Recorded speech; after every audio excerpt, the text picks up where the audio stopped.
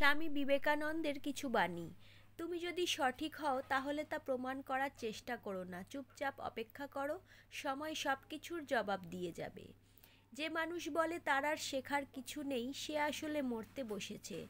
যতদিন বেঁচে আছো শিখতে থাকো। উঁচুতে উঠতে হলে ভিতরের অহংকারকে টেনে বাহির করে ফেলো এবং হালকা হও, কারণ তারাই উপরে উঠতে পারে যারা হালকা হয়।